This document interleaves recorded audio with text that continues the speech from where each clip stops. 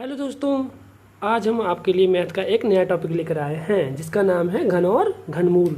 तो दोस्तों, घन और घनमूल जानने के लिए हमारे वीडियो को पूरा देखें और अंत तक बने रहें।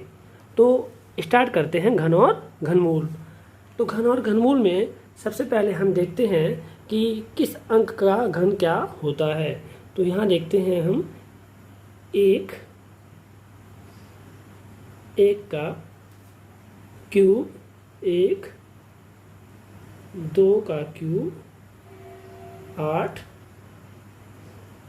3 का 27, 4 का 64, 5 का 125, 6 का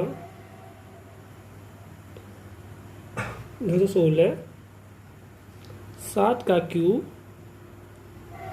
343, 8 का 512,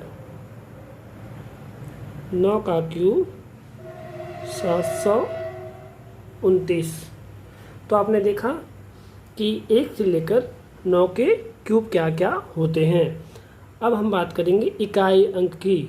तो जो 1 के क्यूब में इकाई का अंक है 1, 2 के क्यूब में इकाई का अंक है 8, इसी प्रकार 3 के क्यूब में 7, 4 में 4, 5 में 5, 6 में 6, 7 में 3, 8 में 2, 9 में 9। तो अब हम इकाई अंक को लिख लेते हैं। 1 का इकाई अंक 1 और 2 में 8, 3 में 7, 4 में 4, 5 में 5, 6 में 6, 7 में 3, 8 में 2 और 9 में 9। तो आपने दोस्तों देखा कि हमारे पास 4 अंक ऐसे हैं जो आपस में इंटरचेंज हो रहे हैं, जैसे कि 2 बदला 8 में और 8 बदला 2 में। इसी प्रकार 3 बदल गया 7 में और 7 बदल गया 3 में। आपको इन्हीं चारों अंक पर ज़्यादा फोकस करना है। आपको इन चारों पर ध्यान देना है कि 2 बदलना है 8 में और 8 बदला 2 में, 3 बदला 7 में, 7 बदला 3 में। बाकी सब सेम टू सेम उधार देना है। 1 का 1, 4 का 4, 6 का 6, 5 का 5, 9 का 9। आइए अब हम कुछ क्वेश्चनों को सॉल्व करके इसी पर देख लेते हैं। तो क्वेश्चन नंबर 1 हमारा है। क्वेश्चन नंबर 1 हमारा जो है वो है 9, 7, 3, 3, 6, यानी हमें निकालना है इसका घनमूल यानी क्यूब रूट। अब हम घनमूल की बात करें तो सबसे पहले हम क्या करेंगे कि 9, 7, 3, 3, 6 हम दाहिने ओर से 3 अंक का पेयर यानी जोड़ा बनाते हैं। बना लिया पहला जोड़ा हमने। अब बाकी जो संख्या बचती है उसको हम वैसे के वैसे ही छोड़ देते हैं। तो हमारे पास पहला जोड़ा है वो 336 और दूसरे जोड़े में 97। तो पहले जोड़े का जो इकाई अंक है हम उसको लेंगे। तो इकाई अंक पहले जोड़े में हमारा बनता है 6। अब ये देखना है कि जो 6 इकाई अंक है उसका डिजिट क्या हो रहा है। तो जो 6 है, 6 बना 6, यानी हमने 336 की जगह लिख दिया 6। अब 97 पे चलते हैं। तो 97 को ऐसा क्यूब पढ़ना है यानी ऐसा घन पढ़ना है जो 97 से अधिक ना हो, कम भले रह जाए।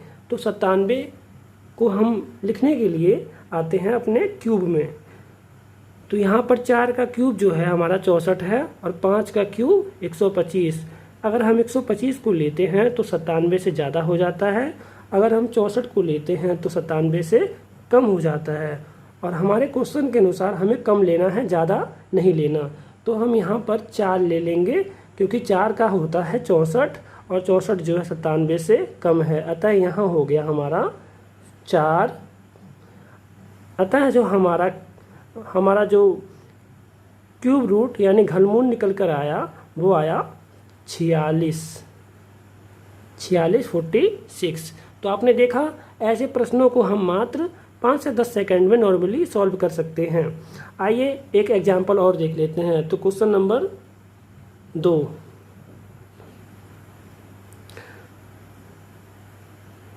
314432। अब सेम चीज़ पहले क्वेश्चन की तरह हमें इसे भी सॉल्व करना है। तो हम इसमें क्या करेंगे, अपने दाहिने ओर से 3 अंक का जोड़ा बनाएंगे और बाकी अंकों को हम ऐसे ही रहने देंगे। तो हम पहले जोड़े में इकाई अंक को देखते हैं। इकाई अंक हमारा पहले जोड़े में 2 है। अब 2 को चेक करना है कि 2 बदल रहा है या नहीं। तो 2 बदल कर हो गया 8, क्योंकि 2 का क्यूब होता है 8 और 8 का इकाई अंक 8 ही होगा। तो यहाँ पर हम 432 की जगह दोस्तों लिख देंगे 8। अब हमें 314 को देखना है। तो ऐसा क्यूब यानी ऐसा घन पढ़ना है जो 314 से अधिक ना हो, कम भले हो।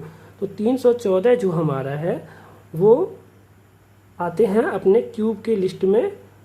तो 5 125, 6 का 216 और 7 का 343। 7 पर अगर हम जाएंगे तो ये ज़्यादा है, तो हम 6 का क्यूब 216 हम यहाँ पर लेंगे 216 यानी 6। तो आपको समझ में आया होगा कि हमने 6 क्यों लिया, क्योंकि 216 जो है वो 314 से कम है। अगर 7 लेते तो 343 हो जाता, जो कि 314 से अधिक है। अतः हमें 216 वाला यानी 6 लेना है। तो हमारा जो उत्तर निकल के आया वो निकल के आया 68। आइए एक क्वेश्चन और सॉल्व करके देख लेते हैं हम।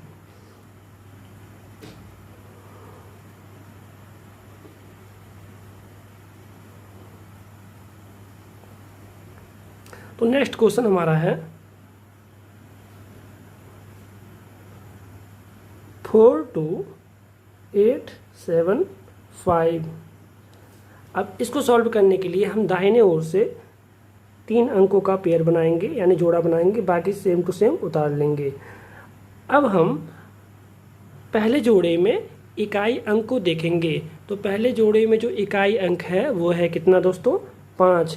तो देखना है क्या 5 बदल रहा है, नहीं 5 नहीं बदल रहा, 5 5 ही रहेगा। तो हमने तीनों अंकों की जगह क्या उतार दिया, 5। अब आते हैं 42 पे। तो ऐसा क्यूब पढ़ना है जो 42 से ज़्यादा ना हो, कम भले हो। अब ऐसे क्यूब में हम जाते हैं, अगर 3 में जाते हैं तो 3 का होता है 27 और 4 का होता है 64। 64 जो है वो 42 से ज़्यादा है और 27 जो है वो 42 से कम है। अतः हम 3 लेंगे। यहाँ ले लिया हमने 3, तो हमारा उत्तर निकल के आ गया 35 तो दोस्तों आपने देखा कि इस प्रकार के क्वेश्चनों को हल करना यानी घन और घनमूल निकालना कितना आसान हो जाता है हमारे इस ट्रिक से। तो दोस्तों अगर वीडियो पसंद आए तो लाइक और सब्सक्राइब करना ना भूलें। धन्यवाद।